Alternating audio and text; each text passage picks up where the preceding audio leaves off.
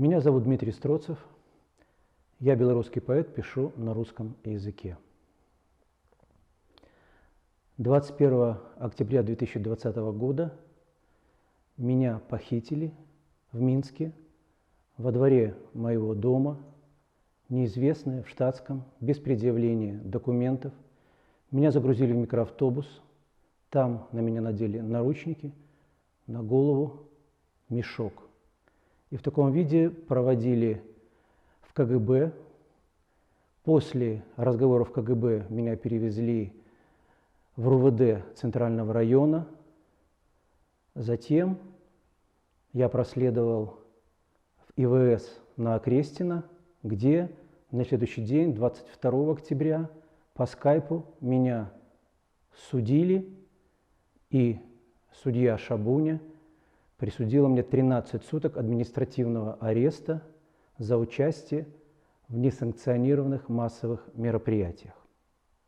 После суда меня спустили в карцер, но там я был недолго, потому что в это время во многих местах в мире началась кампания в мою поддержку.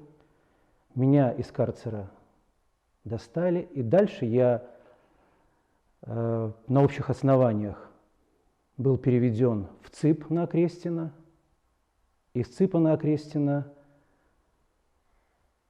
по этапу меня перевезли в 8-ю тюрьму в Жодино. И там я отбывал основное наказание, основное время. У нас была совершенно замечательная компания. Все осужденные по статье 23-34, совершенно замечательные, живые, креативные ребята, в основном в 2 раза младше меня. Мы играли в какие-то чудесные игры. Мы придумали, что когда победим, обязательно откроем бар 23-34.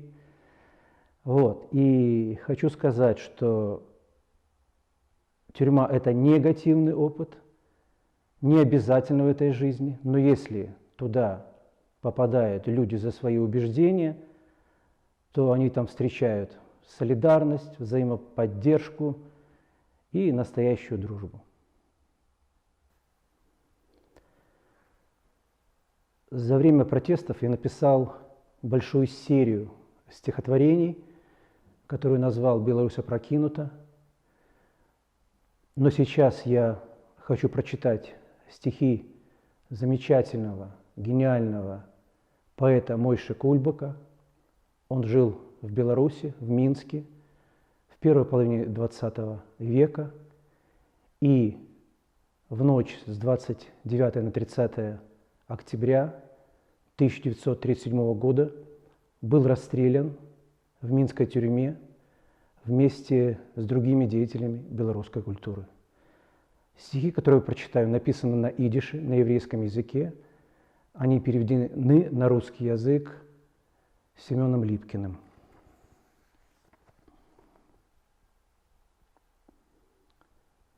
Гонят плоты.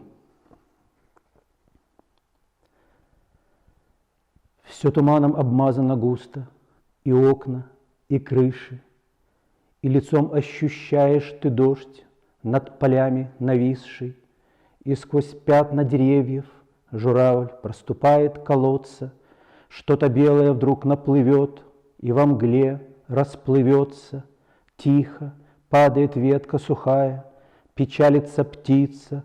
О, доколе мне столько терпеть и страдать, и томиться, выбегает на поле из рощи родник непоседа, из-за Немана издали голос доносится деда.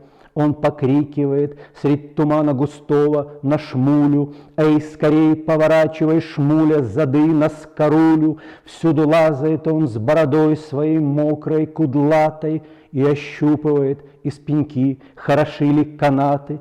А дядья в серой бездне шагают с большими баграми, голоса их грохочут, а сами пропали, как в яме, загребут опочинами воду, начнется вращенье, и струя, как стальным топором, перерубит теченье. Ни земли не видать, ни воды, ни травы и ни глины, и овеянный тихим и мглистым дыханием долины начинается лес, и оделись в туман сероватый, словно мебель в богатых домах, зачехленные хаты, и распахнута зелень, и сердце распахнуто с нею, а душа у тебя все просторнее, чище, яснее, вспыхнет солнце, и вербы заплачут, одет синевою, мокрый лес будет странен макушкой своей огневою. Далеко ляжет свет на луга, на крестьянина в поле, травы пахнут, сияют и плачут от счастья и воли.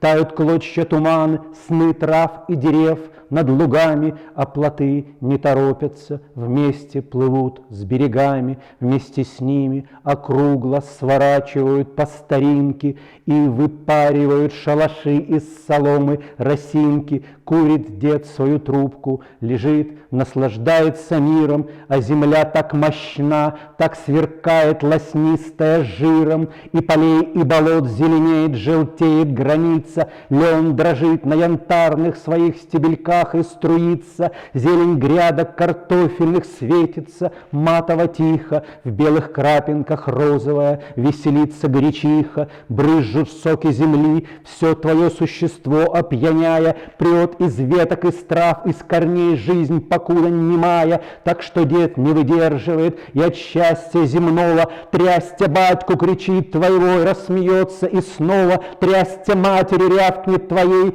сыновей он разбудит, и увидят они, что весна всюду рябит и судит, что и сам ты наполнен весною, летящей по свету. Боже, что-то творится, чему и названия нету. Царство деду небесное, так вот гонял он плоты, так извили в нем он входил до ночной темноты. Колья вбиты в песок, стать на отдых пора в вечеру, и дядья зажигают на каждом плоту по костру. Вот сидят они подвое, молча, их усталь тяжка, круглый розовый хлеб, поломав борщ, едят из горшка. Тихо-тихо вокруг, только влажно бормочет поток, только звонкий огонь распускается точно цветок, только время от времени рыба сигает со дна, и тяжелая, красная на небо всходит луна.